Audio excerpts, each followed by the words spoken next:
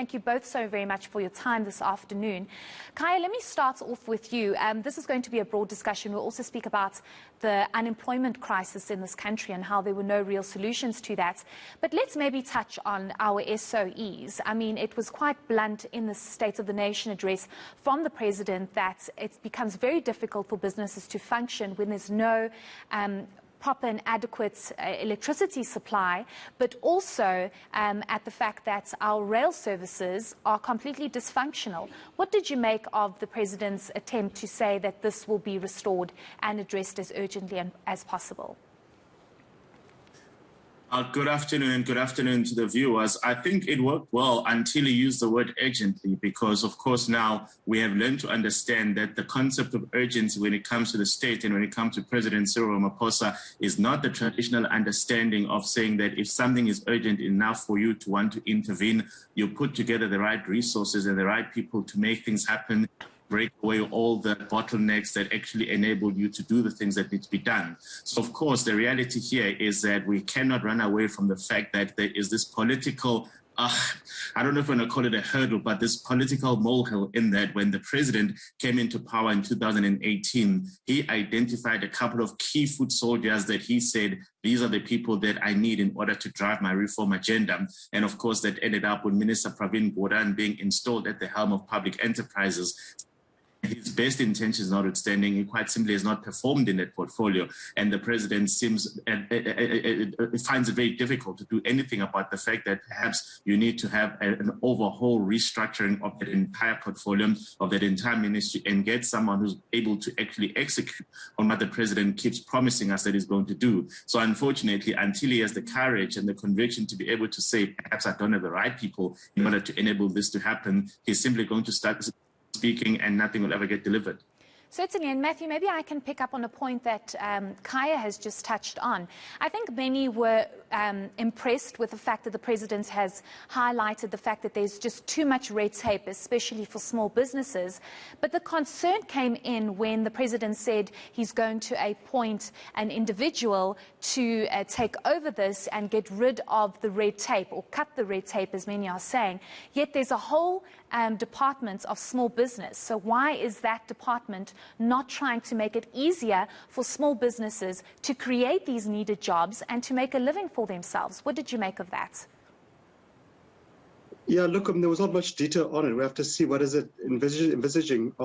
We would agree with reducing bureaucratic obstacles to people setting small businesses. That's critical to creating jobs, to sustaining jobs. We have engagement with the government around the water licensing, for example, for quite a few years to reduce it from a 3-year waiting period at times to get it to 90 days or ideally even 30 days, because that's going to help the mining industry, it's going to help the agricultural sector, which means more jobs. So it would be useful to do an audit of all these bureaucratic obstacles, see how can we modernize them, how can we streamline them. At times, some of the issues are just simply about putting application processes online so people can do it faster, but it does have real consequences. In the mining industry, for example, as recently as a year ago, you had about 10,000 applications for mining rights sitting collecting dust for years at a time in different offices of the Department of Mineral Resources. So I think we need to unblock those things, because for us as Cosatu, the critical issue is that we have an unemployment rate of 46%. We cannot sustain a society where half of the population is unemployed. We're still, when you look at young people, it's about 75%. So for us, if there's ways to unblock bureaucratic obstacles to creating jobs, to getting the economy going, we're supporting it. But of course, we also want to equally say it cannot come at the expense of workers' constitutional hard-won labor rights. You can't grow the economy by exploiting people even more. We need to respect workers' rights. But let's see how we can assist companies to establish themselves and get the economy growing, creating jobs. Khaya, I quickly want to ask you something before we go to a break and come back to this panel discussion. I've been trying to get a sense of where SAA is with its consortium and how far those discussions are. And the Department of Public Enterprises declined to be on the show today. They have said the negotiations for the sale and purchase agreements are at an advanced stage. Once finalized, government will inform South Africans. And I almost feel like this often happens, and it's a key state-owned entity that has relied heavily on government fiscus and now it's almost as though nobody's talking about it, yet there was a huge consortium announced. What do you make of this? Do you think it was just an attempt to get South Africans to calm down about how SAA was struggling, or do you think there's actual improvement with the state-owned airline? The great difficulty is that when the announcement came that a particular consortium had been earmarked to be the strategic equity partner, the immediate confusion was on the question of whether this was a finalized deal or simply whether the government had undertaken a vetting and said, these are the people that we want to explore a deal with. In the midst of that confusion, it looked like the Department of Public Enterprises didn't actually know what the status of the process was. A lot of people have not been very clear on whether this is a matter of them finalizing the agreement with Takatso, or it's simply a matter of Takatso now being given access to the information that enables them to make a decision. So the reason there's been this silence since then is that, again, the Department of Public Enterprises probably did jump the gun by saying that this is it, rather than them saying that this is the roadmap towards the conclusion of the process. So now that they're actually doing the work, they're discovering new hurdles as they go along, which is why they've now gone silent on us and not told us exactly what and is there. But again, you would have imagined that a president who understands the importance of this conversation, who understands the importance of this airline and the fact that the citizens have been bailing it out until now, you cannot suddenly deny us access to information where we need to know what is happening to the state of this entity. And in fact, it becomes quite important if you consider that in the budget in a couple weeks' time, we have to actually know on what the future of bailouts are for all of these particular entities. Has this now been fully privatized in a sense that we'll never have to step in again? We are none the wiser, and that was a missed opportunity from the President's State of the Nation address. Certainly. I mean, we were quite surprised that there was no mention of that. Khaya and Matthew, I ask for you to just stay with us. We're going to go to a short break, and we'll continue that discussion after this. Stay with us.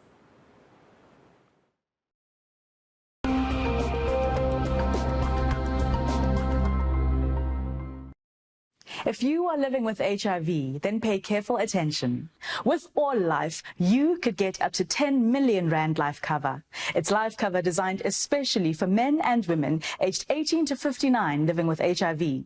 Cover starts immediately and your confidentiality is guaranteed. Up to 10 million Rand life cover for people living with HIV. SMS LIVING to 49210. Do it for you. Do it for your family. Do it now.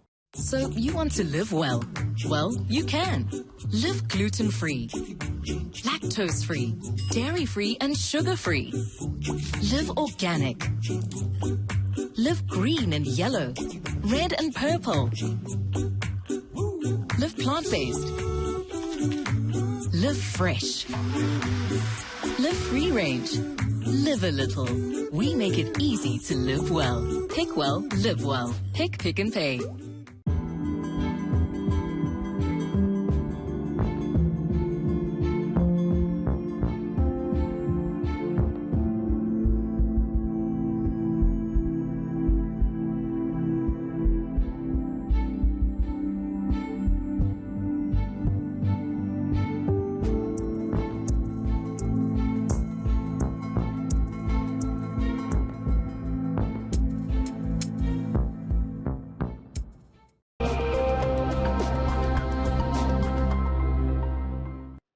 Thanks for staying with us. We continue our conversation unpacking the State of the Nation address with Cosatu's Matthew Parks as well as Khaya Sithole.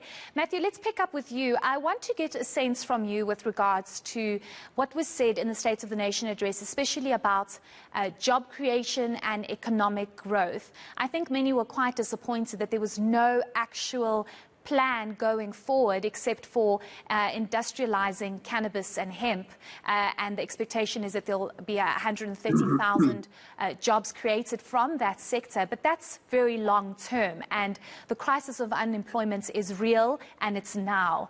Were you disappointed with the fact that the president didn't say much about job creation and said it's mostly the private sector's responsibility to create jobs?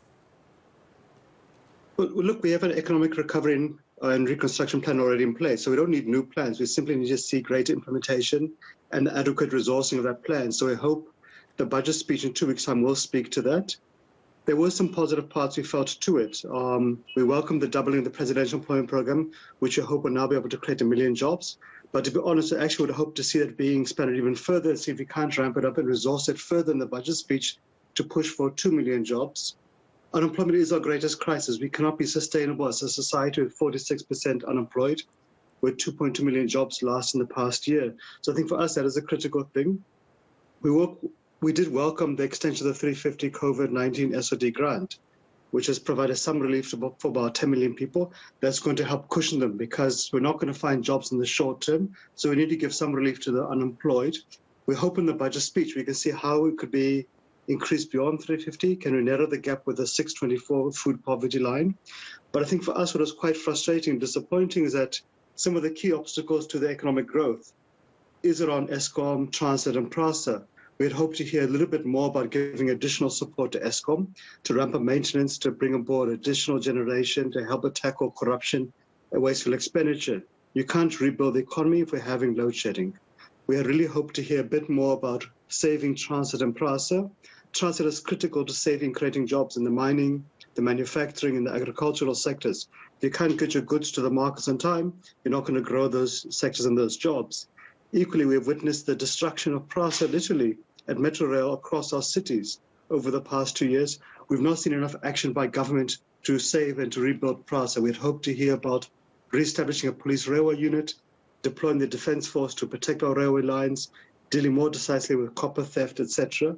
So I think for us, there's much more work that needs to be done. We do hope there'll be greater details in the budget speech, but unless we resolve the economy, unless we create jobs, we're not going to move forward as a society. It's interesting you mentioned the budget speech because as soon as SONA was done, Shahan Ramkissoon actually asked the finance minister if we actually have the money to extend this social distress grant. And it seems as though the finance minister did not want to say that. And he said, well, obviously there is money if the president announces on this. So it will be interesting to hear what is actually said in the budget speech. But Khaya, I want to go over to the security problem that we have in this country and how that is also affected economic recovery and jobs because of what happened with the looting. And it seems as though there's no clear picture or a picture of our country safe, come and do business here, we trust our security, we trust our police force.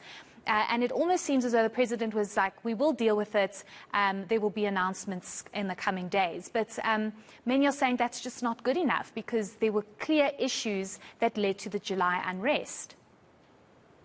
Yeah. So if you recall, the beginning of the president's speech was really quite focused on really appealing to businesses from across the spectrum, saying that actually we are dealing with all the things that have probably become the talking points that have discouraged people from investing in the country. So you would have thought that as part of that overture, then he'd also provide some guarantees that we do understand that over an extraordinary period in July last year, people's businesses were not safe, and that the genesis of that problem was in our inability to manage our own political tensions within the ANC. So, of course, the report that had emerged a few days earlier that said that the reason we had that July unrest is simply because the cabinet and the executive are quite simply clueless about how to secure the country and the country's borders. That is something that you would have thought the president would then say, we are learning from that particular process, and this is what we're going to do to ensure that no other business ever has to suffer the effects or the consequences of our political paralysis as the ANC, and therefore please come back and reopen your businesses. That seemed to be a missing variable of the speech. And of course, if somebody was considering investing and they had that as the glaring question for them to say, but how do I know that my shop will not be looted for as long as the ANC cannot manage its own internal political chaos, then the answer was quite simply not available to them in the State of the Nation address.